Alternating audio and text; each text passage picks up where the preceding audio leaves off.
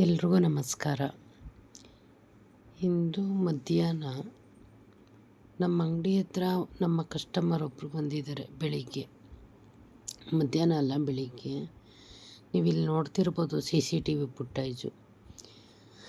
ಅದು ನಮ್ಮ ಅಂಗಡಿ ಇರುವಂಥ ಜಾಗ.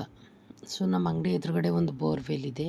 ಇಲ್ಲಿ ಹೋಗ್ತಿದ್ದಾನೆ ನೋಡಿ, ಕೆಂಪು ಟೀ ಶರ್ಟ್ ಹುಡುಗ ಈ ಕಡೆಯಿಂದ ನೋಡ್ತಾ ಹೋಗ್ತಿದ್ದಾನೆ. ನಮ್ಮ ಅಂಗಡಿ ಕಸ್ಟಮರ್ ನಿಲ್ಲಿಸಿರೋದು ಬೈಕ್, ಅದು ಪಾಪ.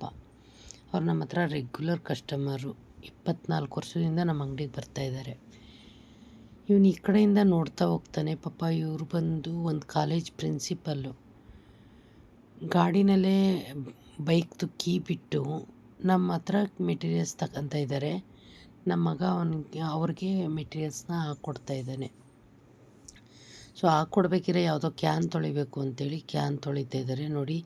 ಈ ಕಡೆಯಿಂದ ಹೋದ ಅವನು ಬೈಕ್ನ ನೋಡ್ಕೊಂಡು. ಬೈಕಲ್ಲೇ ಕೀ ಇದೆ, ಆ್ಯಕ್ಟಿವಾ, ಅದು ಕೀ ಅಲ್ಲೇ ಇದೆ. ಸುತ್ತ ನೋಡ್ದ, ಹಾಗೆ ಸಡನ್ಲಿ ಗಾಡಿನ ಎತ್ಕೊಂಡು ಎಷ್ಟು ಸ್ಪೀಡಾಗಿ ಹೋದ ನೋಡಿ.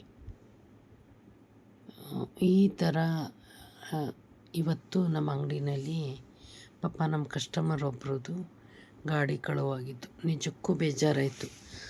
ಇದೇ ಫಸ್ಟ್ ಟೈಮ್ ನಮ್ಮ ಅಂಗಡಿ ಹತ್ರ ಇದು ಕಳ್ಳತನ ಆಗಿರುವಂಥದ್ದು.